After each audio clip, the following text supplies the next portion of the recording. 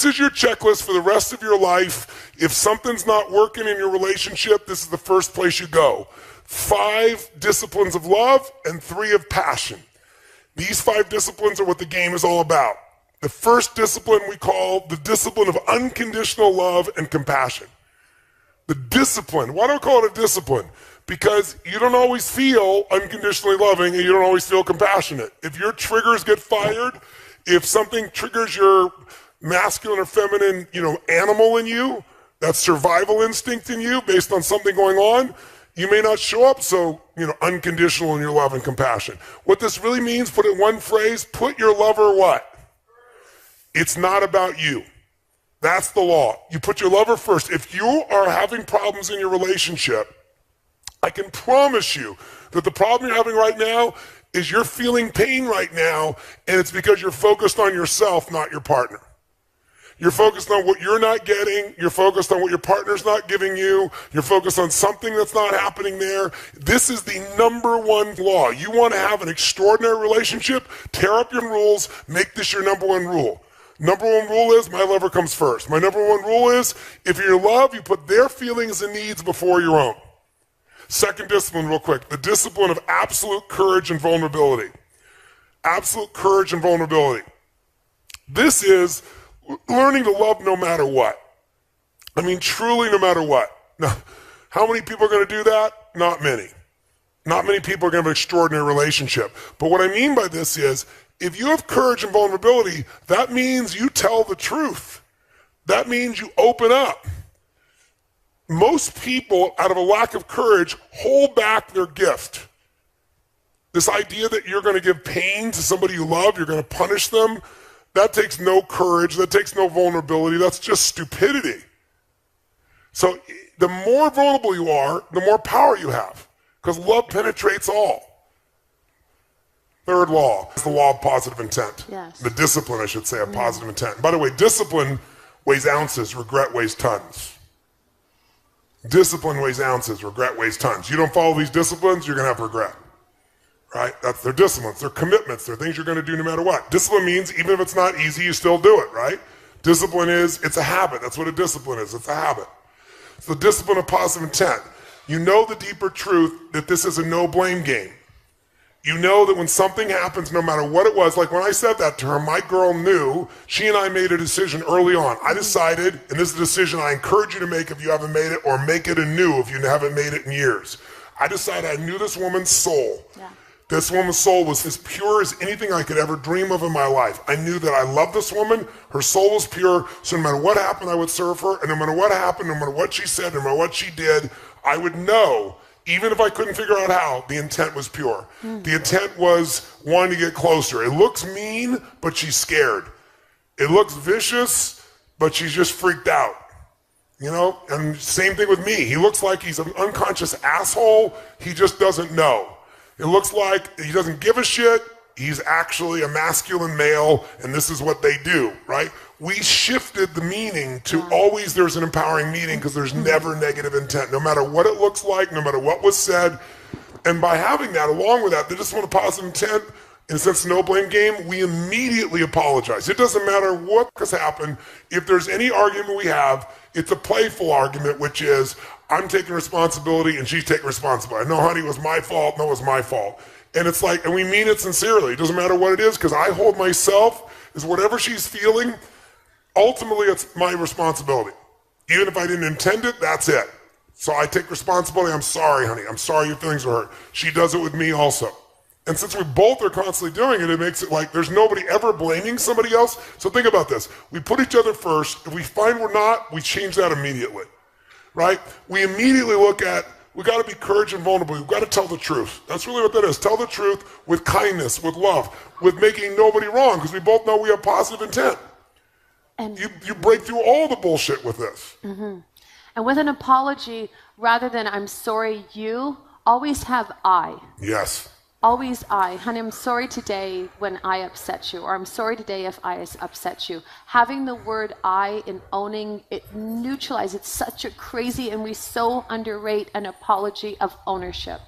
Owning something, who cares? When you love each other, who cares about being right or wrong? And if there really is an unconscious action, and even if it wasn't your intent, even if it wasn't unconscious, even if it was a misinterpretation, who cares? Own it. You own it, and it neutralizes that, and it only like brings you closer. It's extraordinary. And you got to remember, no matter what they did, that's not who they are. If you can remember that, human behavior is not a reflection of the human spirit. Often it's a reflex action of the animal inside of us. And if you can know that, you know their spirit and you know their soul, then you know when people get insecure, when they get uncertain, when they go in survival, I've done it, you've done it, we've all done it. So instead of judging and making them wrong because you're scared of being hurt again, you got to come back to, I know what their intent is, I know it's positive. When you question my intent, you end the relationship. You question my behavior, you got every right to do that, even if I disagree with you. You just never question intent. I'd underline that, I'd bold it, I'd go on. If you question intent, you are destroying the relationship. So when you look at somebody, usually you subscribe either what you would do, or if you dislike something about them, or you're in a bad state, you'll come up with the worst reason why they did it. It's never the truth. They did it to meet some needs, same as you. But underneath it, if you know their soul, you just don't question their intent. Now think of it, if you just did these three things, what would be destroyed on your list? Oh my God, our kids, blah, blah, blah, blah, blah, blah. Wait a second. My wife comes first, my husband comes first. You know what? Bottom line is, I trust and love them. These kids are going to be great. I'm going to bend. I'm going to find something here for him. I'm going to find something here for her, right? And I'm making this so crazy. I'm being so upset. What am I really upset about? I'm upset thinking my kids are not going to be the way I want them to be. Not my kids are going to be the way they're meant to be. So it's really about me again, right? You know, discipline of absolute courage. You know, honey, I just want to talk to you. I'm concerned. This is how I was raised. I know you were raised differently, vulnerably. I love you. I love you the way you are. You're a rebel. You love me. I have rules. Maybe our kids will be okay with that too. What do you think? Finding some way. You know, knowing that there's positive intent will kill any anger, upset inside this piece. Fourth one of the 5 disciplines. Fourth is the discipline of honorable language and moment-to-moment awareness. Honorable language. There is power in love, adoration, and praise. And most of us don't use it enough. Most of us don't praise enough. And when I say praise, make a note. If you're going to praise your man or your woman, you must praise them specifically, not generally. But moment to moment, being consciously aware of the impact that you're having with your language and your presence on your partner. And your language as well. Body language, words, deeds. It's knowing you have an impact and seeing that impact. You know, if I'm doing something and I look over and I see my girl is not in a great place, I don't continue. So what happens for a woman to understand is we get information in, and if we hear a word, words go into that file in our brain, left hemisphere. Emotions go on the other side. But when you say a word to a woman, it hits both hemispheres. It's like if I asked you, where were you on, you know, the 11th of August in 2001? But if I asked you, where were you on 9/11? How many remember exactly where you were in the room when you heard about it, or you were there, you saw it? Because information with emotion is remembered forever. And for women, words that you say mean a lot because they have determined whether she's pleasing you or not. And those words get connected to emotion, and you might just be saying things, because guys say things all the time, right? And when you're that upset, gentlemen, there's nowhere to go. You're never going to hurt that woman in a million years. So the only way to let go of some of the pressure is yell or scream or use some words. But then she takes those words in, and she's hurt by it. And here's a trick. I'm married to a very passionate man. He's married to certainly a very passionate woman. And we made decisions. Never, I hate you. Never, I'm going to leave you. And not F you. Tone will say, F, F, F, mother F. Like, I mean, it can come flying out of his mouth and have such a level of intensity.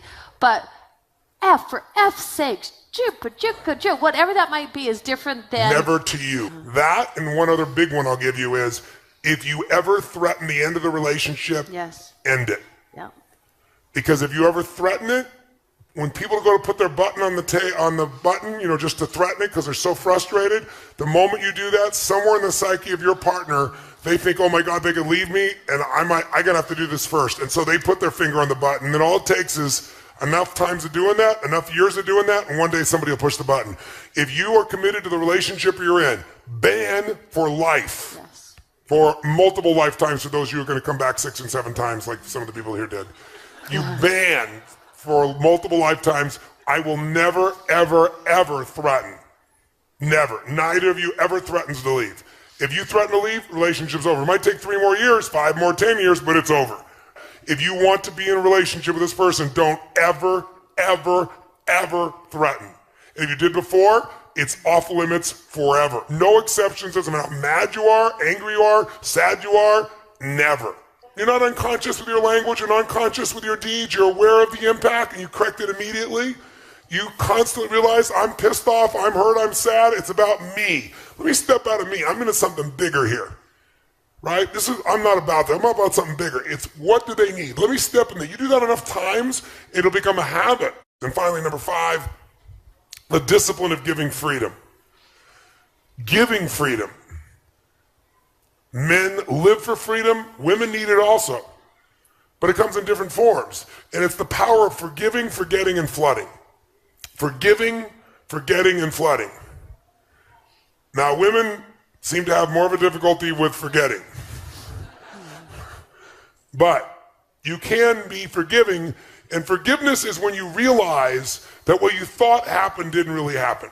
You gave it a meaning that doesn't really match reality. You're expecting your partner to be something different than they are. Flooding is one of the most valuable skills you can do in your life. If you don't flood, you'll have a hard time forgiving and forgetting.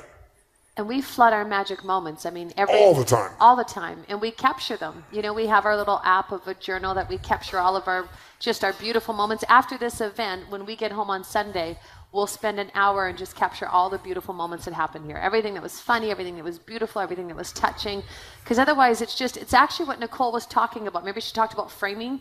You have a peak experience and you actually give words to it, and that frames it, and it helps to get to that place. It's just like you bypass all that effort that took you there, and then that's your next starting point.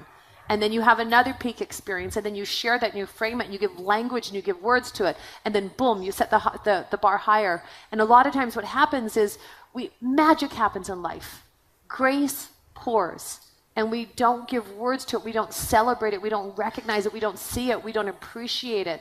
And putting words to that of appreciation and of and reliving and experiencing it, it is, I would say it's one of the top 10 things for us that we do that just, it ignites and that feeling and just of utter appreciation. And we always capture it so we can go back and read it. It's so beautiful. This is something to share. So, when we first, it's true. A setup. He was so, oh my gosh, like I mean, rigid, militant, blue, like so intense about these things. And so, I mean, anytime that anybody would talk about eggs, he was just like, and what felt like he was not vicious, but it felt like that level of intensity. And so we were together and I was feeling like I needed more protein, and we share everything.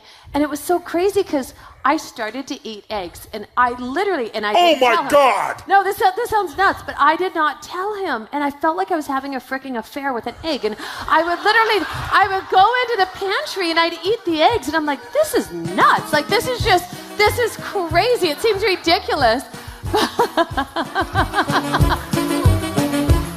You're nuts.